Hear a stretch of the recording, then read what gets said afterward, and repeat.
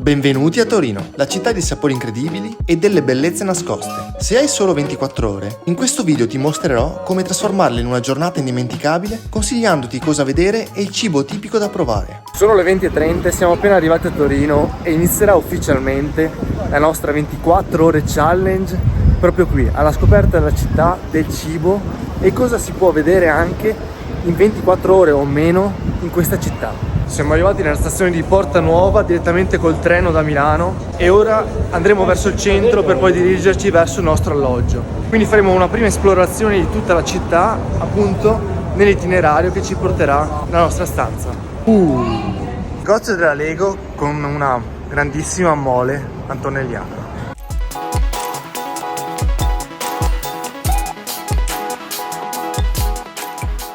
Ci troviamo nella città salotto d'Italia, abbiamo subito capito il perché. Palazzi di una certa importanza da tutte le parti.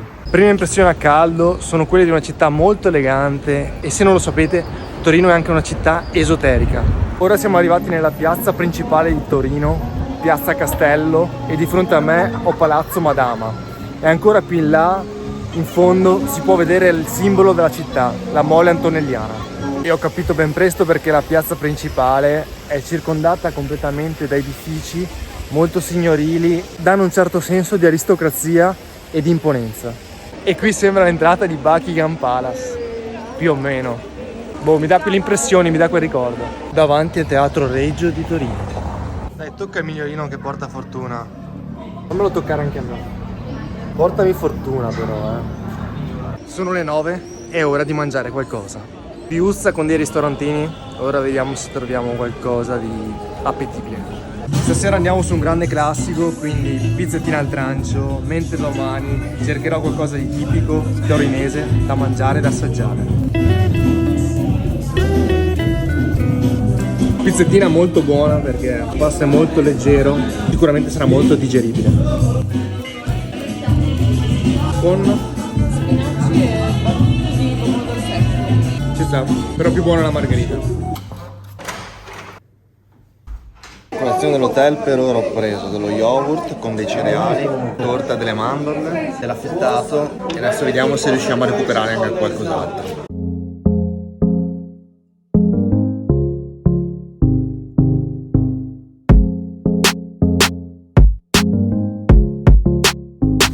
Sono le 9, siamo appena usciti dall'hotel e ora ci stiamo dirigendo verso il centro. Mercatino dell'antiquariato.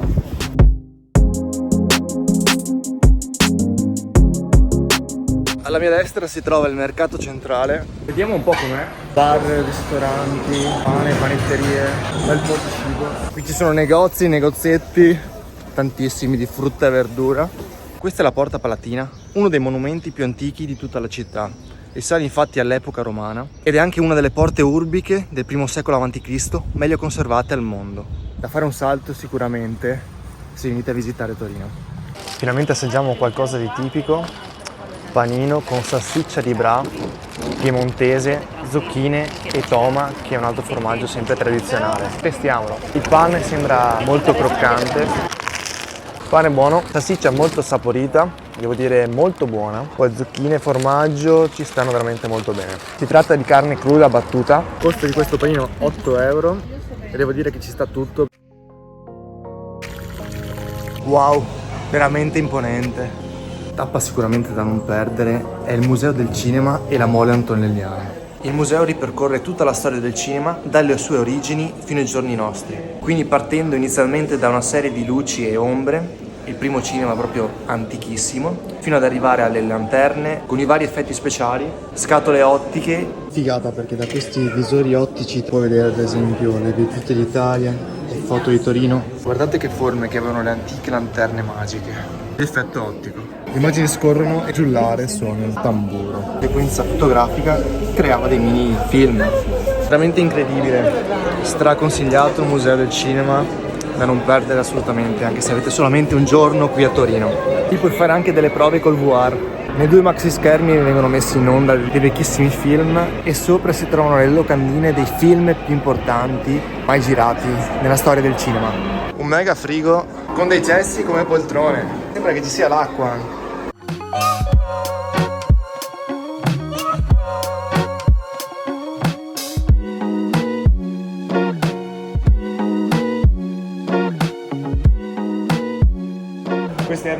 porticine prese e devo dire che erano molto piccole.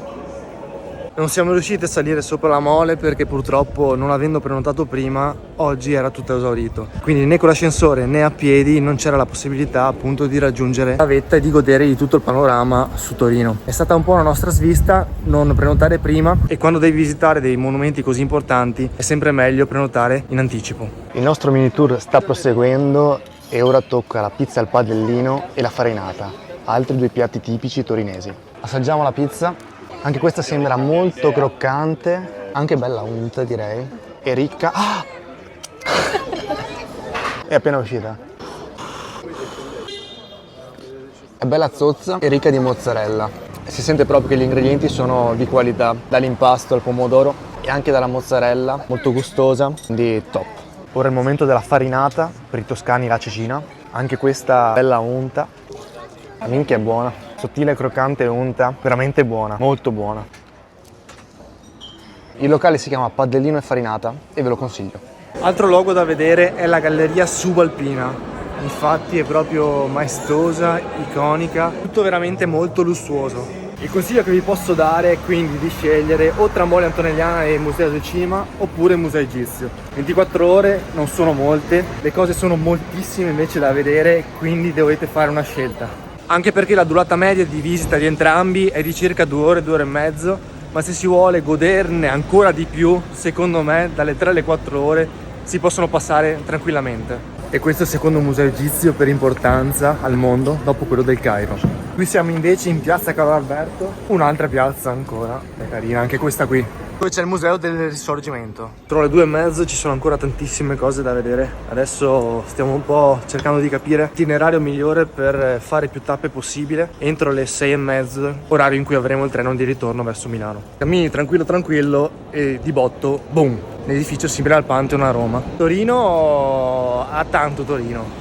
Piazza San Carlo è uno dei punti protagonisti di tante leggende del culto, del magico, dell'esoterico della città di Torino. È questo portone qui, conosciuto anche come il portone del diavolo. Il diavolo è nel Batacchio centrale, dove si bussa. E secondo gli esperti Torino sarebbe una dei 2 vertici dei triangoli della magia nera insieme a Londra e San Francisco, e anche della magia bianca insieme a Lione e Praga. E ovviamente questo portone fa parte della magia nera, rappresentando il diavolo. Questa è Galleria San Federico, una struttura sempre molto importante, con bar, gastronomie, negozi lussuosi, di abiti, di profumi, c'è un po' di tutto.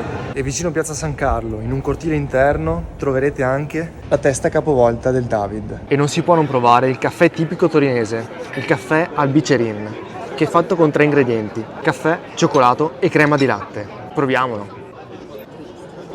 C'è subito il contrasto tra la crema di latte che è fredda e il cioccolato caffè più caldo. Primo impatto è un po' marognolo per i miei gusti. Con un sorso un po' più importante si può notare il cioccolato alla gianduia. Sì, la gianduia si sente nel fondo. Diciamo che avevo delle aspettative un po' più alte, sono onesto, però ci può stare provarlo.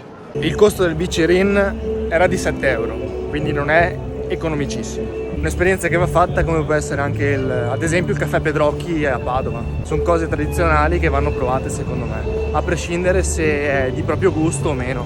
Ora siamo dentro il Circolo dei Lettori, uno degli edifici più importanti. Per entrare basta inserire il codice che c'è sulla targhetta. Aula storica dove fare studio o smart working. Siamo dentro il Palazzo Reale e ora andremo a vedere i giardini reali. Sono gratuiti, quindi ne approfitteremo. Ora proviamo l'autentico gianduiotto torinese. Non posso non provarlo. Buono, gianduiotto artigianale approvato. Proviamo il gelatino anche alla nocciola IGP del Piemonte. Very good. Il gelato è cremoso al punto giusto e si sentono molto le nocciole appunto, perché sono di qualità insomma. Questo è un gelato di qualità. Costo del gelato 3 euro, 2 gusti, quindi nella media. Da vedere anche il Parco del Valentino, conosciuto soprattutto per la presenza di scoiattoli, quindi speriamo di trovarne qualcuno. Scoiattolini, dove siete? Scoiattoli purtroppo non ne abbiamo visti, siamo arrivati alla fine di questo video e quindi se queste 24 ore a Torino, se tutto ciò vi è piaciuto, anche il food tour che abbiamo fatto assaggiando i piatti tipici, vi ricordo, se volete sostenere questo canale con un piccolo gesto per voi gratuito, è quello di iscrivervi, anche perché il nostro prossimo grandissimo obiettivo sarà quello di arrivare ai 1000 iscritti, un traguardo per me molto ma molto importante. Vi aspetto di nuovo sul canale con un altro nuovissimo video. Ciao da Jack!